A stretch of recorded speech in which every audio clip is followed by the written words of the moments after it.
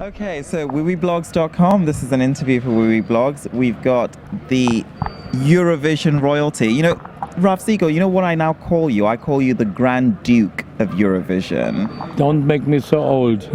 Oh my goodness. That was not... I was just lying 4 days in bed, that's why I'm still coughing. I'm so sorry. The Grand Duke, it all sounds so old, you know.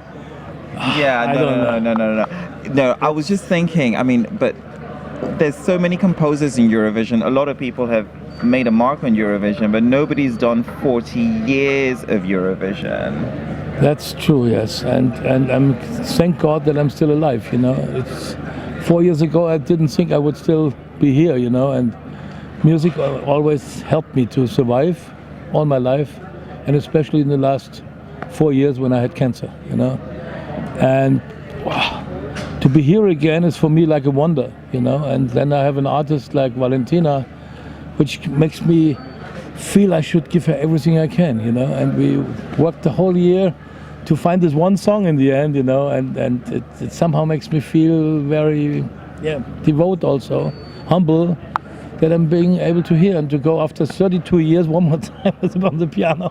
When I remember when Valentina told me, Ralph, if I sing the song, I want you to be on the piano on stage. I said, I don't think I can do that. I said, yes, promise me. That I promise. So I go one more time on the piano after 32 years old, after 32 years from Harrogate, you know. I mean, we'll touch more on Valentina later on in the interview.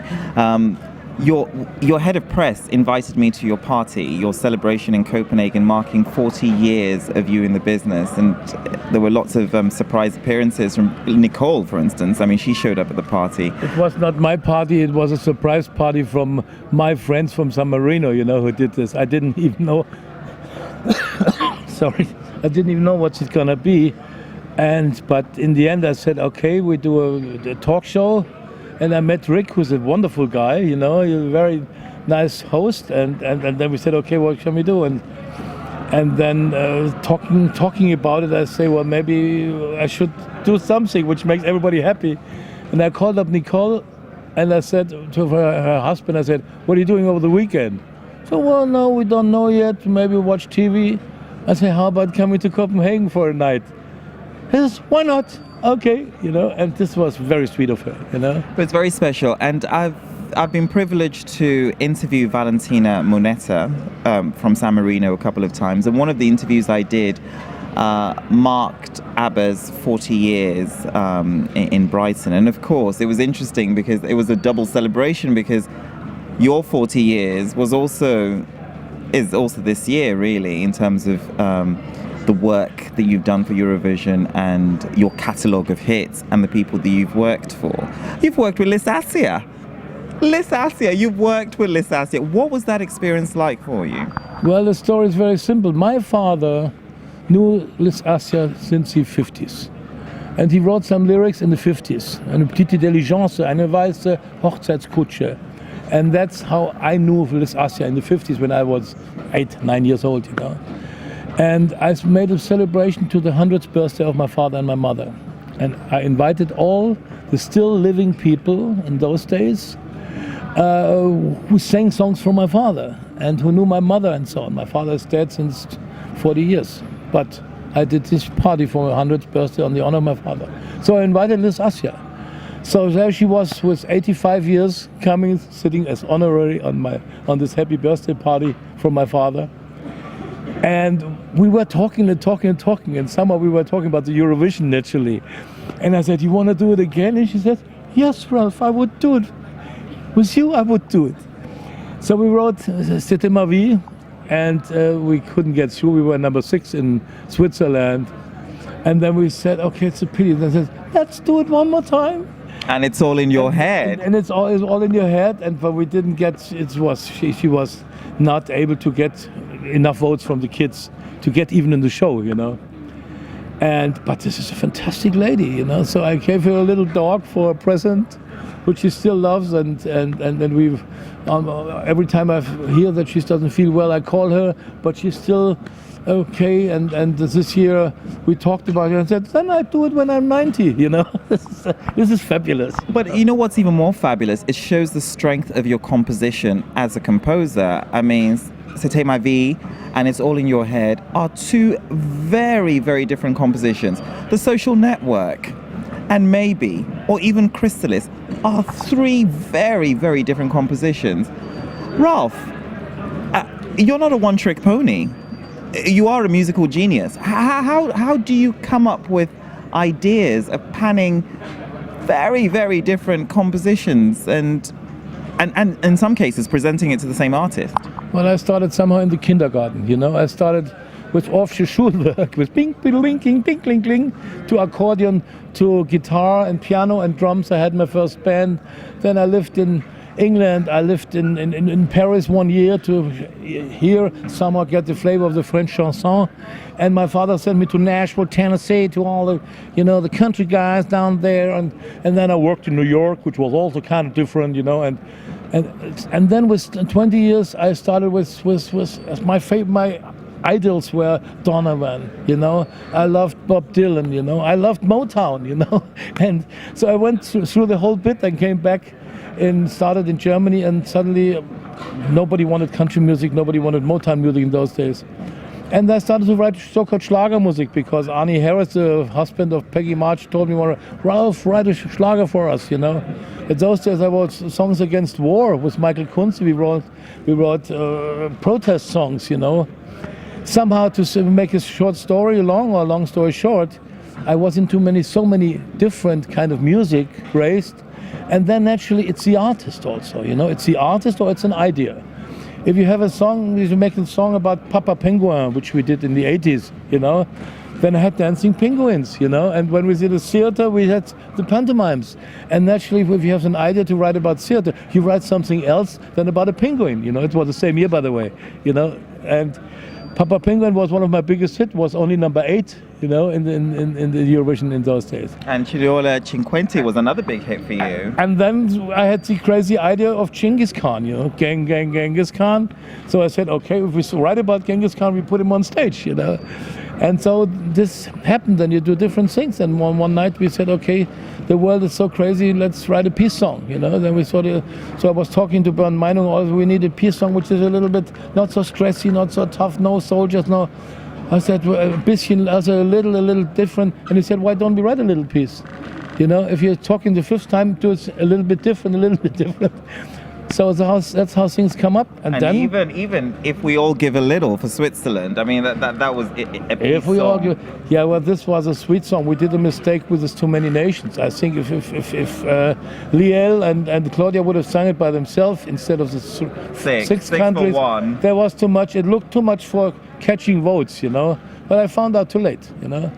But anyway, so we just write something for an artist. I mean, the artist is the key. Either you have an idea for a story, or you have an artist. And now we have a great artist, which is Valentina Monetta, which was an accident in our work, because the song Facebook was not written for her. It was by somebody else, and we couldn't get an arrangement. So thank God, this wonderful lady came in my house and sings. Ralph, I can't believe you just called it Facebook. It's the social network. It's a social network because the song was written like Facebook. I know. And if you write a song with a title throughout the whole song, and suddenly after the song is finished, everything is finished, you have to change the title. It's just like changing congratulations into I love you baby, you know. It's all like puppet on a string. You make Johnny take my ring, you know. It's a totally different story, and we couldn't change it.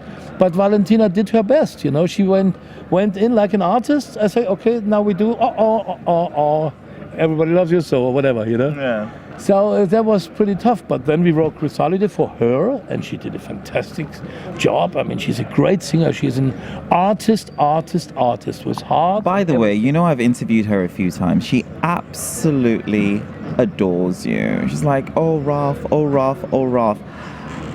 You know, it must be a wonderful feeling that, you know, Valentina is very loved by the Eurovision family, and then to have her literally look up to you How does that make you feel? I mean, I'm sure you have a good working relationship because you've worked together 3 times, but how do you feel about that? I look up to her because she's a fantastic singer, you know. I like artists. For me, the artist matters a lot, the personality, and I love people who know their job. I accept amateurs if they're willing to learn, but I hate amateurs which have big mouths and can sing and can do nothing, you know. And she is a great, great lady. And even she was not that lucky being as successful as she should be. I wish her everything in the world for tomorrow, you know. That she finally has a chance to sing not in front of a semi-final and sing on the Saturday night in front of 200 million. And she deserves it so much. You know, I was so lucky so many years to do it, but I wish it for her 10 times more than for me.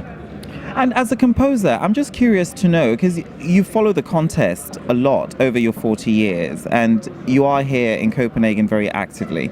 Are there any compositions or any sort of entries that particularly stand out for you? The problem is I was not so active. I was 4 days in bed now with fever and flu. I wish I could have been more active. Now, say the question again. Sorry, because I was just. No, that's active. fine. If you're not so active, I was just asking because we ask a lot of stars, oh, which entry do they like? But it's interesting to get that perspective from a composer because you write and create music. Which compositions in Eurovision do you respect? First of all, I respect every composition. Somebody writes a song and he tries to give his best. And the singer tries to give his best. And the lyricist tries to write his best lyric, you know? So you have to accept that doesn't mean that it's his best painting or his best song ever. But at the moment he does this, he's happy, he's full with all the power and does this. The only difference today, I think, is that this year especially, it was more a video competition until now. It was more a video ESC, because the last 2 months we only had videos like from Hollywood movies, you know. And this is naturally different today and tomorrow and naturally on Saturday. And this will change few minds of few songs. And suddenly a song which first was big action movies looks totally different when it's just pure on stage. Now, in meanwhile, they put an action movie in the back as well. But if you have 16 times action, it nivelates, you know what I mean? So it will be a singer, it will be a song, and we'll see in the end who then has the best song, you know? Because if you can redo everything on a video, and life is different. So some singers will surprise, will be better than they thought, and some others will probably need their video, and the video is not there anymore. That's true. You know, but I wish everybody the best luck. And just one final question, Ralph.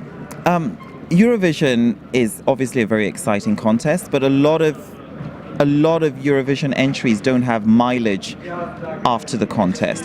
What is the secret to ensure that the song just not only appears on the TV on Tuesday, Thursday, or Saturday night, but actually goes beyond that, becomes a chart hit in Germany, in United Kingdom, in Spain, in France, all over Europe, and even beyond? This depends naturally on every country. I think Europe today has a different problem. We all don't sell records anymore, you know. So the record companies in the bigger countries have a bigger chance, you know. Germany has a hit now, you know. The 3 girls had a 2 evening show, you know, to become well known, you know. So Germany watched it, the press, media went with it, and you have a country with 80 million people, and if you sell 1%, you have a major hit, you know. If you do the same thing in Malta, then you have 300,000. If you do it in San Marino, you have 300 people buying your record, you know. So this is a question naturally of big potential of countries. If you have a hit in England, the whole Europe, all of Europe will watch it, you know. So this is a little bit one point of view. The other one is that you really have somebody at that night, like Loreen did 2 years ago, and she smashes off, you know. She is just fascinated. The discotheques play in every show. But even the ones that didn't win, like Jedward Lipstick was a big hit in so many countries, including Germany. Yes, but they were just funny. I mean, this is so outrageous, you know. This is two puppets on a string, you know. They were just funny, but you saw the last year, the second time it didn't work at all, you know. Too much water, you know. So it depends always. But they are great, but they were already around before, and then this kind of extreme funny artists, they always have a chance, you know. How long, you never know. It depends on the song material, it depends on the management, it depends on the record company, and it depends on the potential of themselves, you know. If they have a good management and good writers, they can continue. If not, if somebody drops them because they don't sell records and there's no more money, then those people have a hard time to survive, you know. Mr. Siegel, I thank you so much. wiwibloggs, we thank you. All our readers, all our listeners, all our viewers, and the whole Eurovision community, we thank you. I must tell you, you do a fantastic job. I follow wiwibloggs every second day, and I think what you do, what you write, what you all get together there, you really are probably one of the most important internet portals, and you're doing a great job. And I think people love your readers, and you're doing the polls. You know, I don't like the polls, but that doesn't matter. It's one part of show business today, the internet polls, because I always feel that some people go there with bad mountain sack. If you are bad in the polls, you know, you have a bad feeling because we're not gonna win. We're bad in the polls, you know. But I hope that things change the life way now, and they enjoyed the polls, and now it's one more start. It starts all over again. Thank you. We've been talking to Mr. Siegel. Stay tuned on wiwibloggs for more juicy news with attitude.